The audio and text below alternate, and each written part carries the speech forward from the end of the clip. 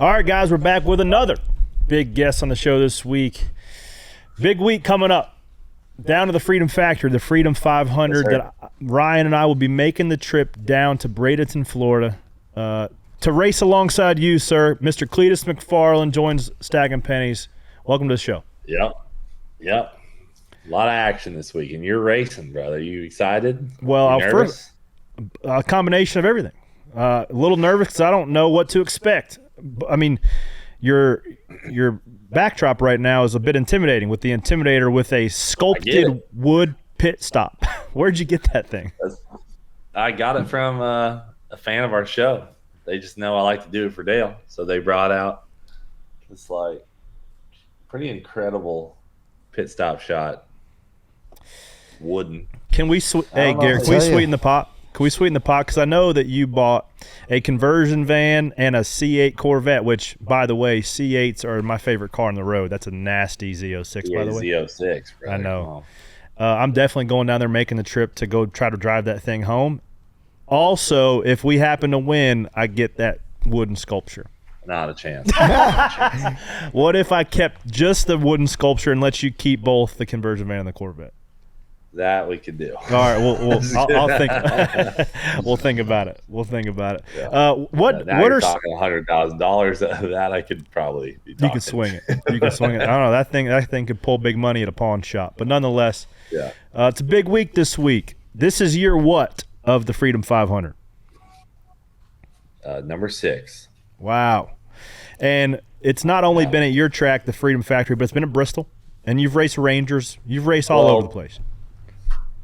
Yeah, so the Freedom 500 exists only at the Freedom Factory, but we have hosted, we do the Indy 800 annually at Lucas Oil Raceway, and then we have Stafford. What is the Stafford race called? Is it the Stafford 1000? I forget because I just make the numbers these ridiculous. It's the Bristol 1000, which we did twice. We haven't been back to Bristol. We didn't go back last year or this year.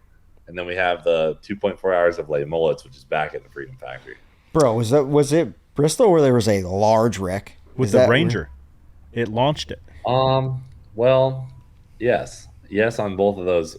We had 14 rollovers with the Rangers on dirt. 14 rollovers in 60 laps. They'll never let us do that again. That's for damn sure. Have you ever seen the photo of the Ranger like flying through the air? Yes, that's the one I was talking about. They almost hit. I mean, they hit the top. They basically almost hit the top of the fence at the mirror on the Ranger, and that was on lap 0. And then yes, we totaled 10 Crown Vics and I think 10 laps at Bristol. Bristol seems like a good idea until you see something hit and you're like, oh, I never seen stuff bend like that before. This is a way different place than I've ever been. Yeah. So we actually. The first year at Bristol is when we had the big wad up is when we changed the roll cages in all the cars. We went from a 4-point cage with a main hoop and 2 forward door bars to a triple door bar. I think it's 10-point cages now. You guys build all of them yourselves? Yep, we build them all right here in my shop. You've got a pretty incredible thing going, man. Obviously a YouTube sensation, but you're also a track promoter of sorts, right? You're hosting these races. Yeah. You got your own streaming service. So we're coming down there this weekend or coming down there Friday. What should we expect down there in Bradenton? Well, here's the deal. Anyone can watch the race on baldeagle.com. Okay, you go to baldeagle.com. It'll take you to the live streaming, our merch, or to the racetrack schedules, like if you're trying to go in person. So the baldeagle.com's got it all. What's happening this Friday is the annual Freedom 500, which is 100 laps, 27 Crown Vics, all equipped with nitrous and brand new Nitto tires. And they're driven by my friends, motorsports heroes, YouTubers, and just really anyone who's got a knack for driving that is cool. So you're the reigning champ of this event. You're the reigning champ of this event. I've been doing my film study. A little bit of tire conservation. Yeah, I have the most wins in the Freedom 500. I have 2 wins out of the 5. So You were pumped up But last I've year. never won another race. I've never won out of town. Only here. Oh, home track advantage. Yeah, I know. I've That got must be it, right? I've got an offer for you. I wasn't going to bring this up, but since you have a front tire changer over your left shoulder and I'm going to be there, inevitably one of your YouTube friends is not going to show up. So if there's a last minute arrival, do you have... I thought you were going to offer to be on the pit crew. No, I'm not changing tire. You got a lot of money. I don't know that you can afford that. All right? You don't have Roger Penske money yet. But I am the winningest indoor TQ midget racer of all time. So I'm trying to make a case for myself. If someone doesn't show up, I'll keep your name in mind. But that's a nice, soft way of saying no. I appreciate that. That is a nice way of saying no. Yeah. I've never had no one no call, no show me. So when you look at the entry list, who are some guys you got circled? Like, this guy's bringing some stiff competition. We got Michael Waltrip, Biffle's coming down for the first time too. You want me to just rip off the list real quick so you can hear the names fresh? Well, I've seen it 4 or 5 different times. A lot of them are like their YouTube domain or handles. I don't even know these fellas. Yeah, well, like Whistling Diesel, obviously. He's a YouTuber you would know. The Sea Boys is like a huge YouTube channel just based on shredding vehicles. Are those the guys up in like Minnesota or something that do the crazy motorcycles? Yes. Oh, I like those guys. Yeah. Like Chris Fix just makes how to change your oil type videos. But he's got 10 million subscribers, and he's a good driver. Like he does drifting. The What No Way guy is my favorite. I think. Yeah, like he's a TikTok. He started on TikTok. We don't know if he knows how to turn, but he specifically went out of his way to get a Crown Vic and go to his local track and race it and send me videos. Oh, wow. Claiming that he was worthy. So we let him in, and he is coming to practice on Thursday. He's one of our mandatory practice drivers.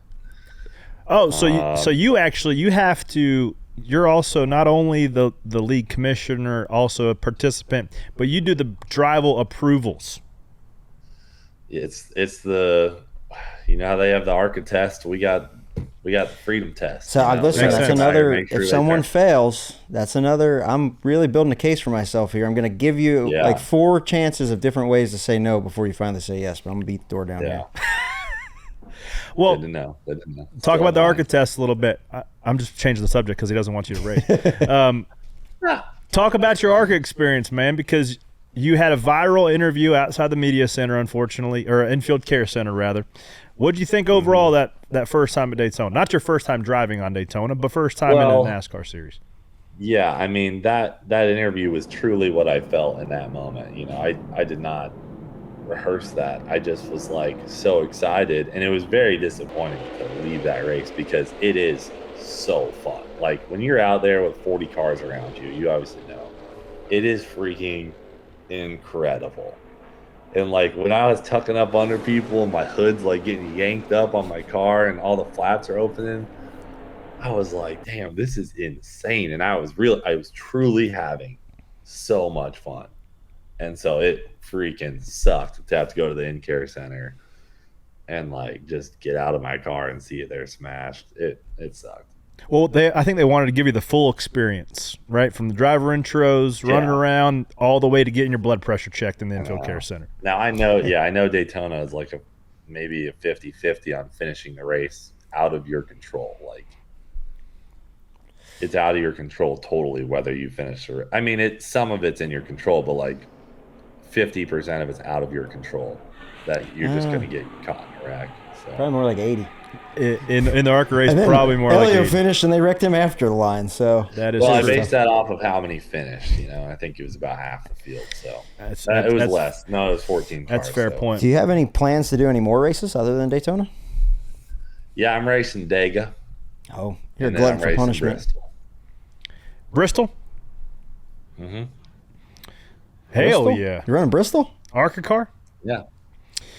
And little insider story. So you ran for Rhett Jones Motorsports. You are running for Rhett Jones Motorsports. Brett Jones Racing, yeah. Rhett Jones Racing. And he has a couple of my dad's seats. So like we came over, we were getting the seat and headrest dialed in because you have the tallest torso I think that's ever fit into a stock car before.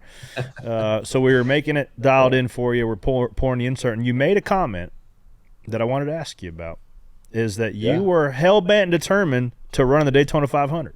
So what is your 5-step process for you then to go compete in the Great American Race? Yeah, I realized that I have time, right? I have time. Like originally, I think when I talked to you, I was like, oh, I'm going to try and race the 27 Daytona 500, which is exciting. Like I would like to do that. But the dumbest thing I could possibly do is do what everyone else is trying to do and like just jump to Cup, and then they look like idiots. Like we see it time and time again where some motorsports person with some pull, whether they had previous wins or,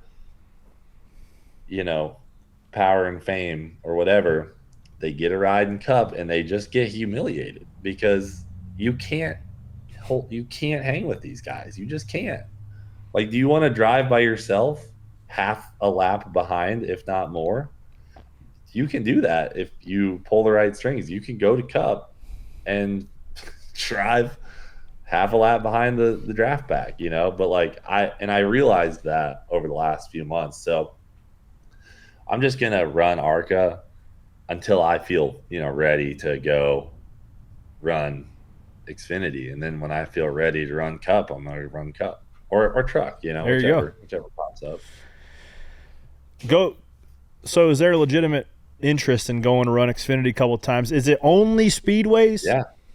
Where, like, if you had to pick three, I mean, freaking Talladega. Like, sorry, it just hits. It's just exciting for me. Like, I think putting Talladega in a title just sounds awesome. And like my friends and I are just fired up to go to Dega. But the other tracks don't have that same attraction to me. So yeah, and I might go run a small one and be like, damn, this is way more fun. But something about just being wide open throttle for couple hours just attracts me about those speedways. But I obviously understand that like there's so many ways to crash and burn, so yes there is, but that's also why people come out in droves to watch it. That's true. A lot of people crashing and burning too on Talladega Boulevard. You ever been down there? I've heard I'm staying down there in the pits with the people. I ain't even in the driver lot. You gonna get a tent? Well, you'll see. There's a little surprise coming. Of course there is. You really are, with all due respect, living the redneck dream, man. You're not even 30 years old. Yeah, I turned 30 on Saturday. Like this previous Saturday? This Saturday. So this coming up. So you raced the Freedom 500 Friday night. Saturday you turned 30. At your own racetrack and drag strip that you own. Like, you legitimately are living the redneck American dream. How did this all happen? Well, a lot of luck. Obviously a lot of luck in the right times and just being in the right time in the right place. And a lot of really good employees who have helped me and mentorship. Like I was lucky enough to find a mentor kind of early on in my YouTube career when I was really small. And that guy just so happened to be the owner of the drag strip. And I went to the drag strip to ask them if I could do an event. This is like before I even had 100,000 subscribers. Alan, who we were talking about earlier, was that guy. And he is just, he had the drag strip kind of as a hobby. He has a history of medical patents and things like that. Really a very smart entrepreneur. And him and I clicked, and for no reason other than him wanting to help me, he helped me make some very crucial decisions along the way, and even loaned me money to buy the oval when, I couldn't swing it, but I wanted to do it. And so he's been a part of every crucial decision. And also my parents, my parents are entrepreneurs, and like, just being able to lean on people with experience for business decisions is so crucial early on, when you're risking it, because risk equals growth. If you're willing to risk it, you're willing to grow, but you got to risk it the right ways. And so a lot of luck and just working hard and very loyal supporters that have watched for a long time. I mean, that's like Logano says, you got to risk it to get the biscuit. It's absolutely true. There's no biscuits without the risk, brother. That is so true. Now, I'm always curious, though, right? Because there are people that are unfathomably famous, and they have this surreal life based solely off of people watching videos. And there's an amount of like transparency that you have to have with all your viewers that you don't really have anything in your life, it seems like, that is for yourself. Your time in the shop, your stuff that you're doing, things that interest you are only for your millions of subscribers. Does that ever get old? Being transparent with your life, right? Like, I think in the automotive side, it's probably the most lenient on that. Like, my guys are car guys, so they want to see car related content. If you throw in some bonus stuff, I think they're interested in it. Like, they love seeing my kids and my wife show up, but like, they're car guys, so it's not too bad for us. We love doing this and they love seeing that, so it works out. It's a great relationship for us. There's absolutely people who have it a lot harder than me. Like, a good example would be Roman Atwood, who, I don't know if you're familiar with him, made his come up doing family vlogs. Yep. And he was getting 5 million views a day, and like, his video was what his family did that day. That's pretty invasive. You're now in the home, seeing how they interact with their kids, and just, there's almost nothing off limits at that point. Right. So like, we're pretty good at, people know they can only come to the track, but they have a really easy way to see us all the time. They can come to any of the track days. We're pretty much always there. And so we're just so thankful. Our community's cool. They're like, hey, can I snag a picture, at, say, the grocery store? And then it's like, it's done. It's really not much more intrusive than that. I just have I don't know, I'm lucky in that. So has owning the racetrack sparked your interest in driving more in NASCAR, or has being a fan of NASCAR when you were younger sparked your interest in owning a racetrack? Like, how has that worked? Well, I was never interested in owning a racetrack. I bought the track, because we needed a place to operate the YouTube channel where we could be off the streets, make content. It's more than just a track. It's a content facility. Like, you could go over there and you'll never run out of videos. So it offered a lot to me in that form, and that's, I think, part of the reason I was so interested.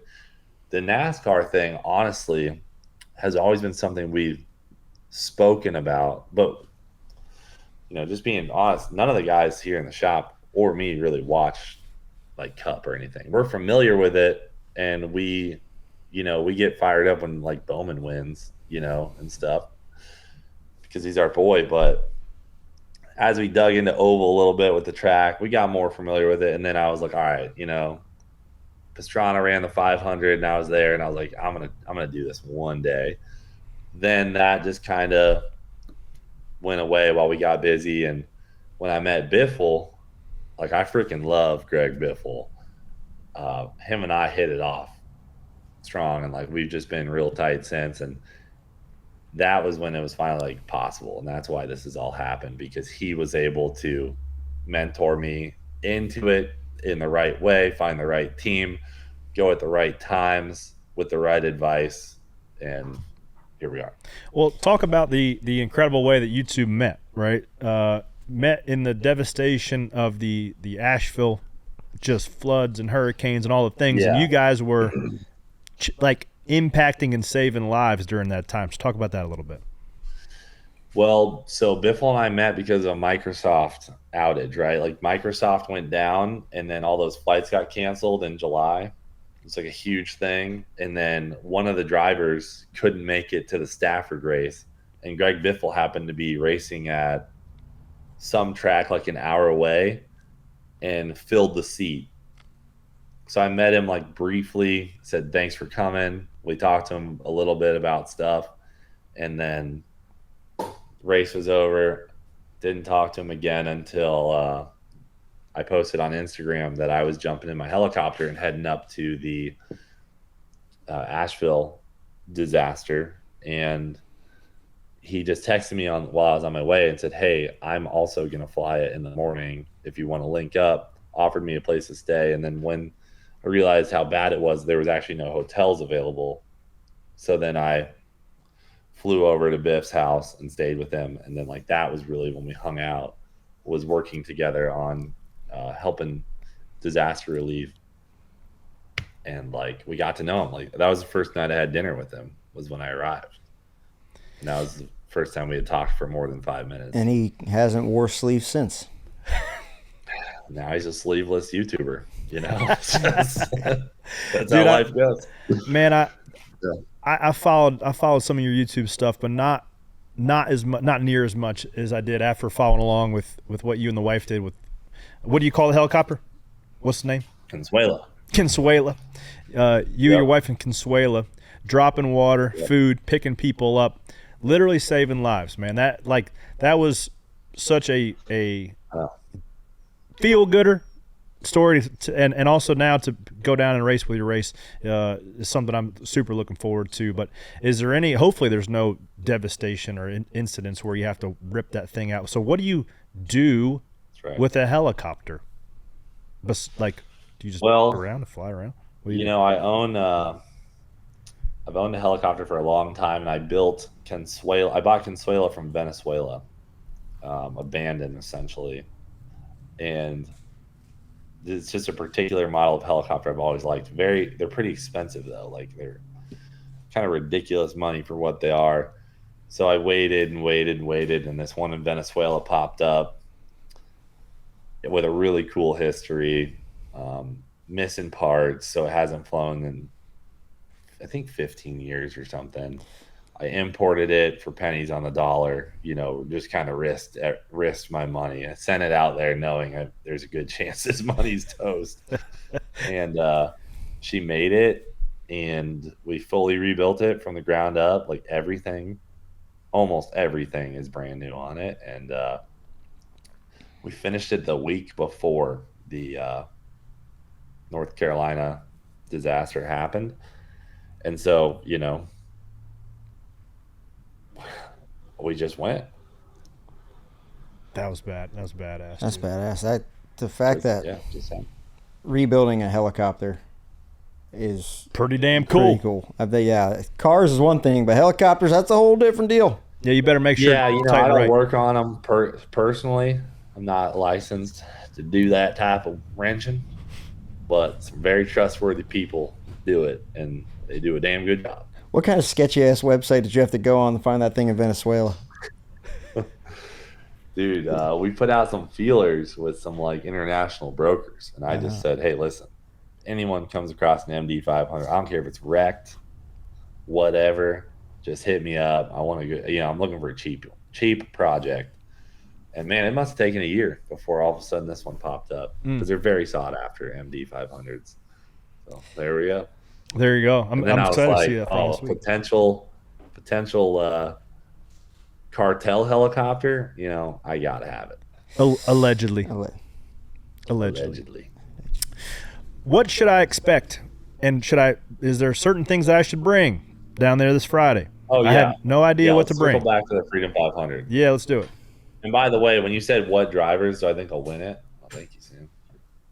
I think this has to go to Dave. Yeah, Dave Walker. When they said, what drivers do you think will win? Man,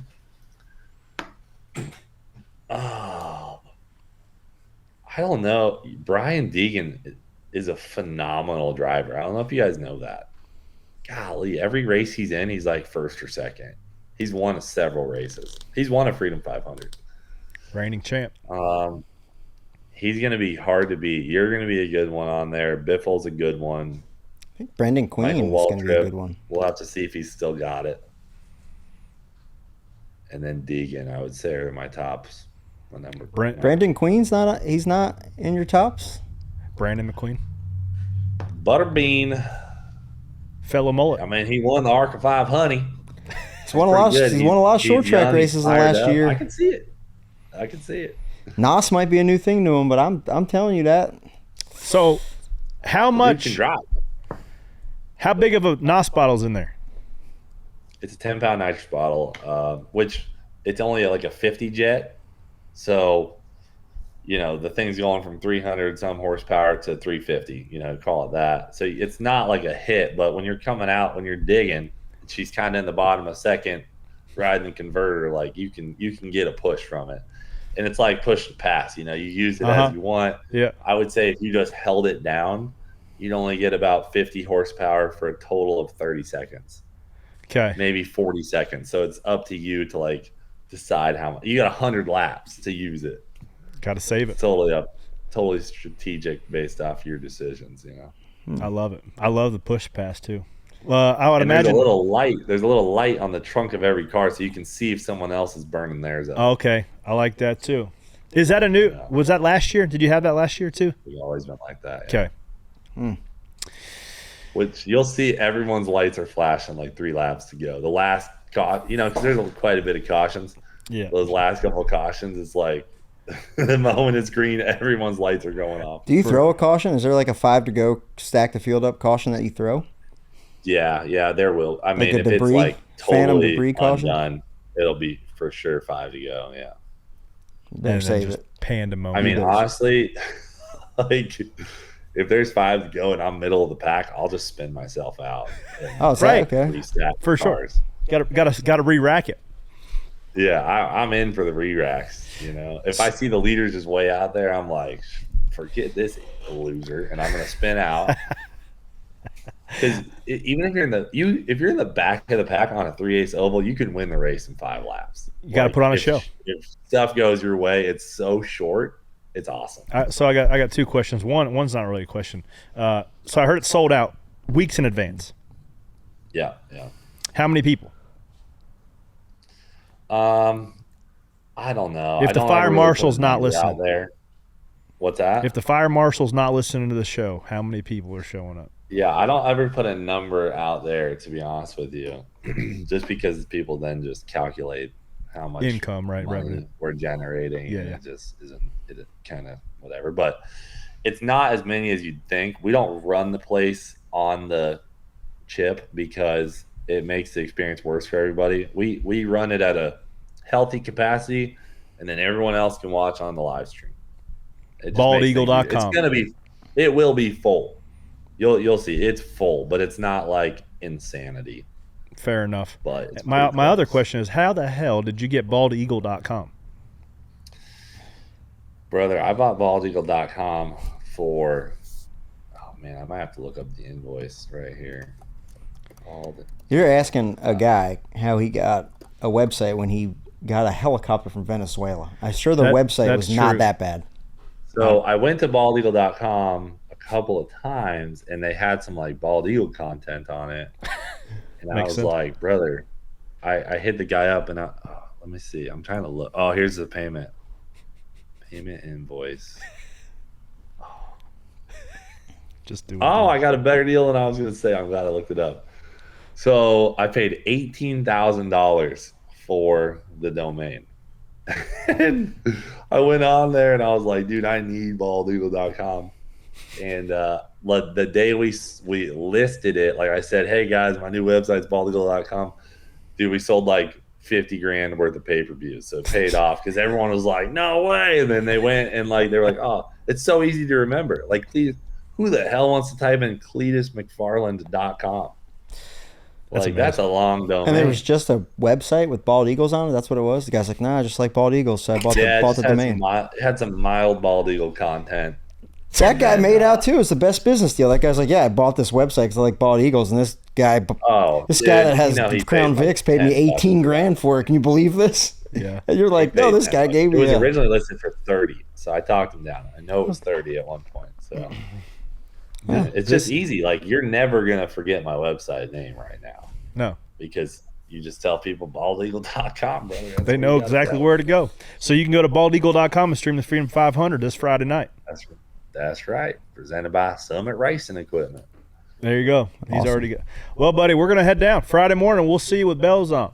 I'm excited for Yeah, it. man. I think you're gonna have a blast. Like, I know you've done all kinds of driving, but this is different, right? You're in a car that is underpowered, but matched, exactly with everybody else's. And it's just different. Like, a lot of them are your buddies, and and you're just screaming at each other under cautions, laughing. Like, it's just so much fun. And at the end of the day, you get to leave and scot-free, and then just you had a blast. So I'm really excited to hear your experience as a driver. Typically the drivers like who are from Cup and stuff, like Tony Stewart and Bowman, they're like, dude, this was so fun. Like, and you'll feel the same way. I'm sure I'll be singing the praises coming next week on the show. I'm excited to get down there and do it. But before you leave, I got 3 questions for you, like every other guest. You've drove a lot of different places. If you had to pick one type of car or race car to race at, one racetrack, where do you go? Oh man, I would take a Cup car to Daytona. Okay. Maybe like the Gen 6 Cup car at Daytona, probably. Okay. There you go. Those are bad to own. Actually, hold on. I'm gonna go back to like 2000. When did they have the wings? Was it 06? COT. Don't do that. Don't do that. You don't think? No, either go back further or stay away. Anyone except that one. Really, that's not a good one. I think you go. The wing was a dark time for us, I think. If we're going to help him make the decision, I think you go like 70s Superbird. Oh yeah. Oh no. What? I'm out on that. He's out. When was like the lap record set? Back then? Yeah, that was Kyle Yarborough, 1980 something. 88 was it? Oh, was it that far back? All right, then I will go back that far. Yeah. Not the safest, definitely the fastest. Which is what I'd want to do. That is foul. They're just going like 210 in those things. Yeah, in a 1987 Monte Carlo. Just foot to the ground. Aluminum seat, no headrest. And the open face helmet. Cigarette lighter in the dashboard. It was insane. That would be cool to see. That's the era that Cleetus McFarland deserves to be in a NASCAR, like mid to late 80s. That would have been cool. What's your most embarrassing moment at the racetrack or on one of your videos? Well, the first one that comes to mind is like I red lit in the finals one time with a guy that I had covered drag racing. There's almost no worse feeling than red lighting in finals. Like, I left early by like a couple thousandths. Ooh, and then I've also missed gears in the stick car in the finals. Oh. And that's painful. It's painful. That's probably my most embarrassing driving moments there. How many cars do you have? Not counting the Crown Vics. Like channel cars? Yeah, just cars you drive around. In your personal collection that you would drive. Oh, in my personal collection, I got my Raptor R, a 991 Turbo S, a C7, my wife's Tahoe,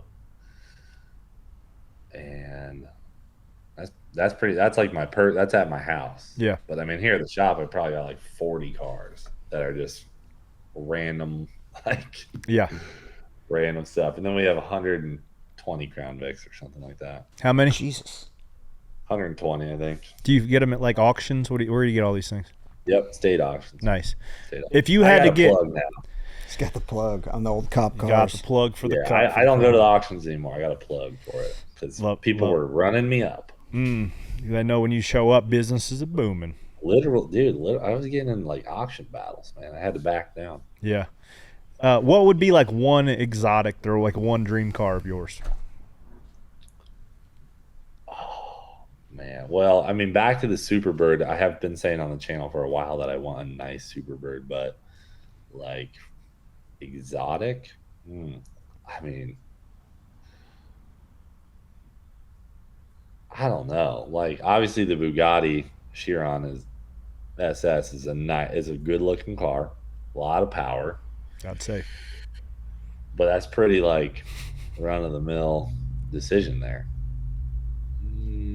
A P1, black P1. McLaren would do it for me. Yeah. Okay. All black, gloss black P1 is just a foul vehicle. Yes, it is. I like those. And I could even say that a C8 Z06 all blacked out is kind of a poor man's P1, and I'm going to try to take that home on Friday. Poor man's P1.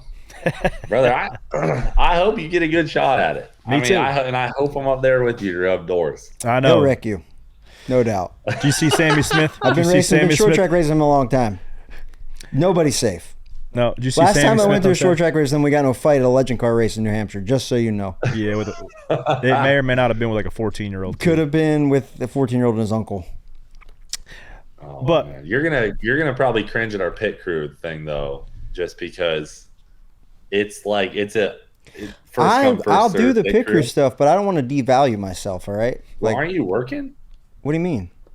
I mean, well, by the way, this would be the most premium pit crew you've ever been a part of. However, are you like going to be videoing our stuff, or do you want to get down there? I mean, I'll get down. I will do whatever. I'm not doing anything. I'm not videoing it. I'm not we're bringing Sean to video it. I'm going as a friend. We have like 2 full pit crews, and then it's first come, first serve. So like, if you come in at the wrong time, you could end up, the third guy, and you're just sitting there waiting. I will be the pit crew coach. I will bring my full garb if you want, my helmet and everything. Yes. Under the pretenses that if I do a good job, I get considered to drive this one day, and I make sure that Sean puts together a video of it. I got to see how you do. If I come in for a front left, I want to see what's up. All right. I want to see. Well, also, if you come in for a front left and you didn't let me drive, we got to see how this works. I'm trying to barter here, but I will come in full pit crew garb. I didn't know you needed a pit crew for this. Well, we have one. We always need more because it gets hectic. Like if there's a 3 or 4 car pileup, Have any of them won the Daytona 500? What's that? Have any of them won the Daytona 500? It would just be you. Okay, that's good. Just checking. I'll bring my ring. Bring your ring, bud. Just flex on. He said, "Bring your ring, bud. Bring your." All right. Let's let this man. He's got 27 Crown Vics. Put a little extra love to mine. And we'll be down there Friday, buddy. I'm excited. 27 and spares. Do you let these guys tune on them at all or no? Do I let them what? Tune on them at all? No. You can't touch them. You can't touch anything. All you can do is cosmetics. Love that. Okay. Good to know. Yeah, it is. A lot to know. A lot to find out. But go to baldeagle.com to go follow along for the Freedom 500, ladies and gentlemen. Cleetus McFarland joining us on Sagging Pennies. Great talking to you guys.